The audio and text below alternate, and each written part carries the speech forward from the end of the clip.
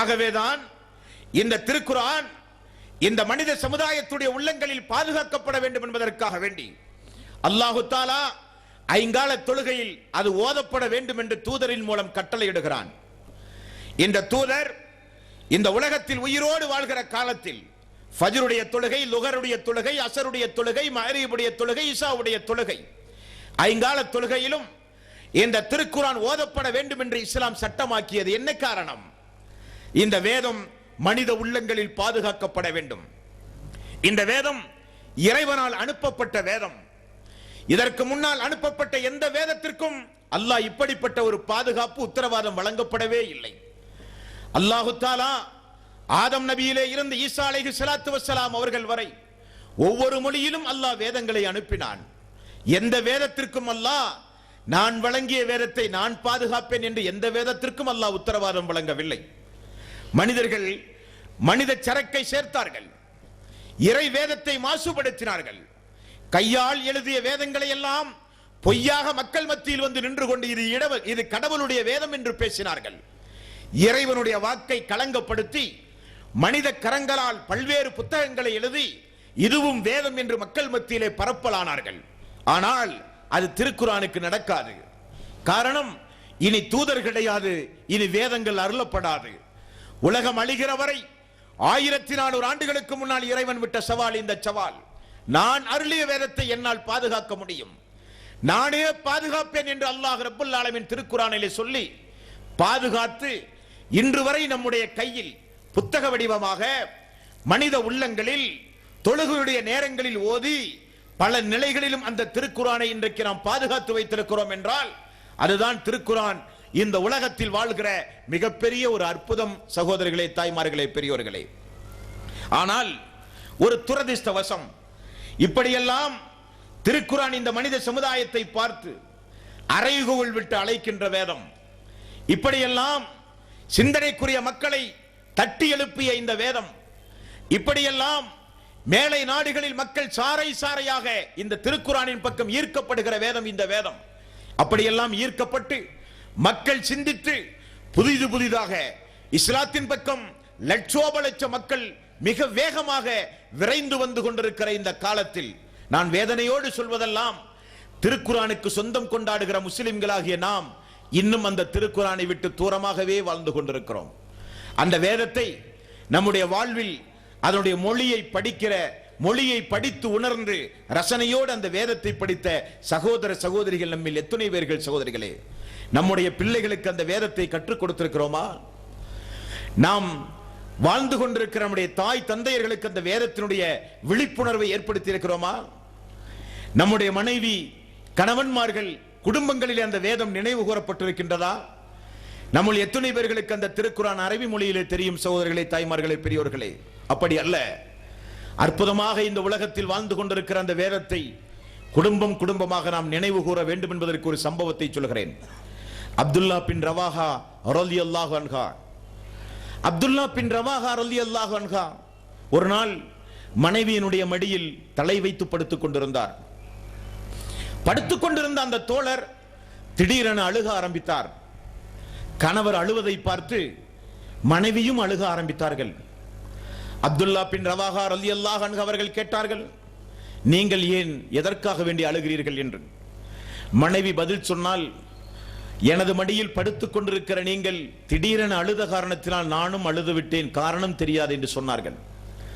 அப்துல்லா பின் ரவாஹா ரலியல்லாஹு அன்ஹு அவர்கள் சொன்னார்கள், நான் உனது மடியில் படுத்துக் கொண்டிருக்கிற போது எனக்கு ஒரு வசனம் நினைவுக்கு வந்தது, அதை நினைத்து பார்த்தேன், என்னால் அழுகை தாங்க முடியவில்லை என்று சொன்னார்கள்.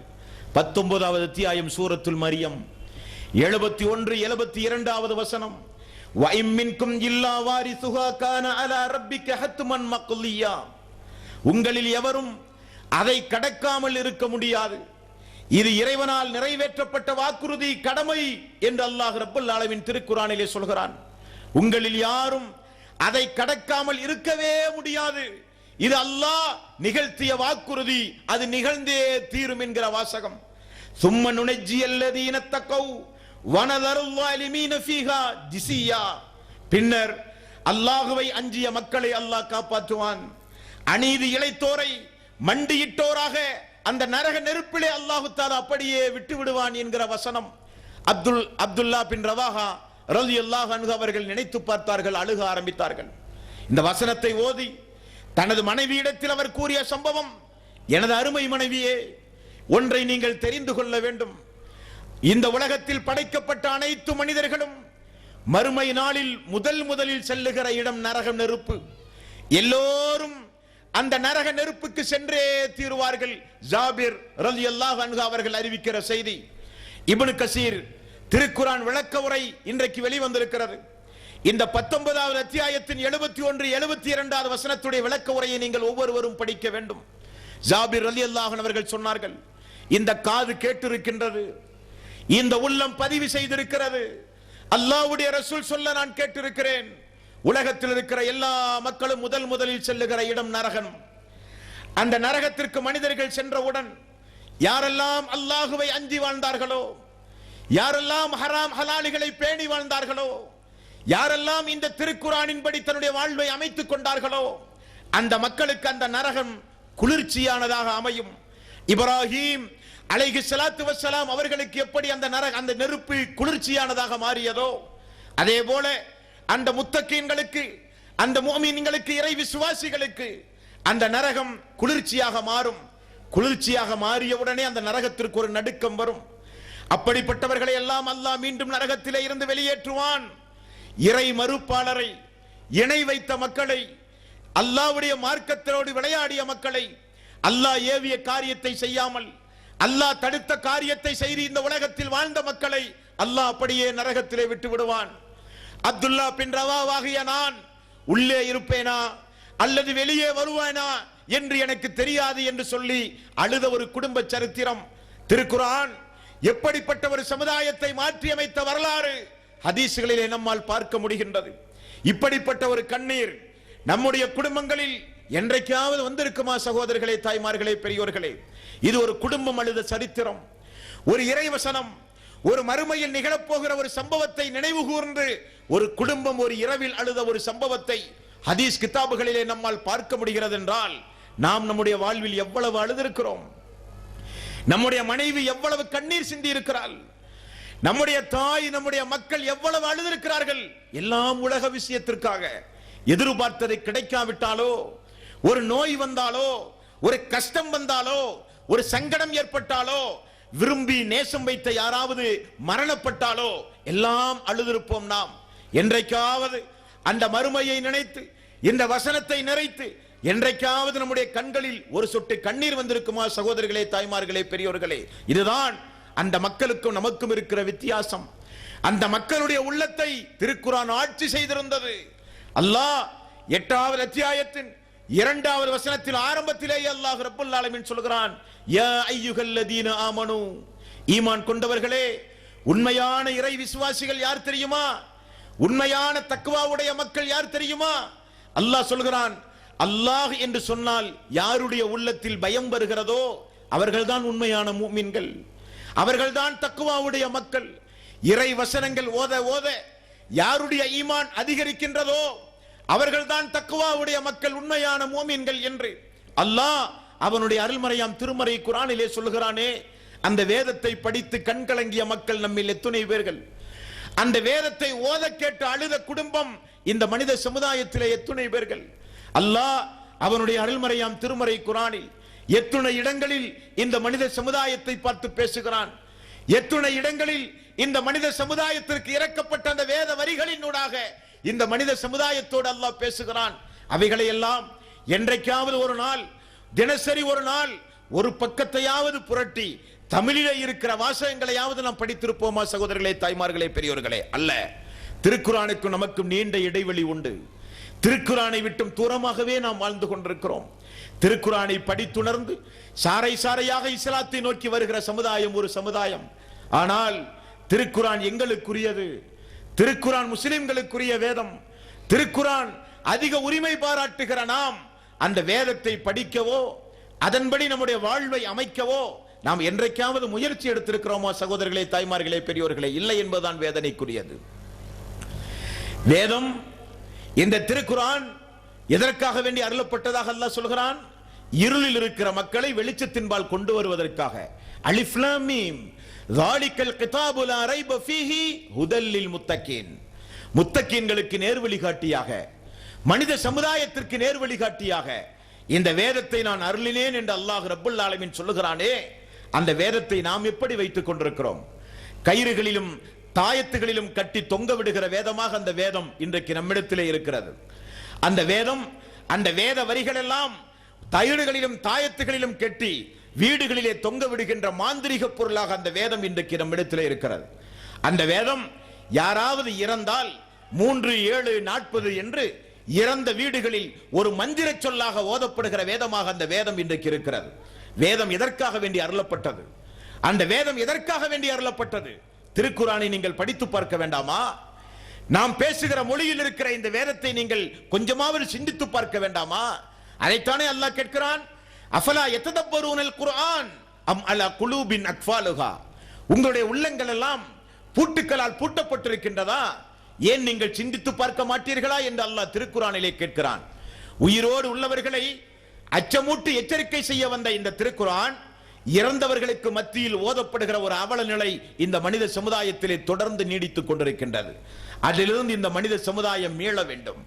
இறந்தவர்களுக்கு முன்னால் ஓதப்படுவதற்கோ, தாயத்து தட்டுகளாக அணிந்து தொங்கவிடப்படுவதற்கோ, வீடுகளில் மாந்திரிக பொருளாக வைத்து அழகு பார்க்கவோ, பட்டு துணியில் கட்டி உயர்வான மேடையில் வைத்து யார் வீட்டிலே இறப்பார்களோ அன்றைக்கு இறக்கி வைத்து ஓதுகிற ஒரு சடங்கு பொருளாகவோ திருக்குரானை ஆக்காதீர்கள்.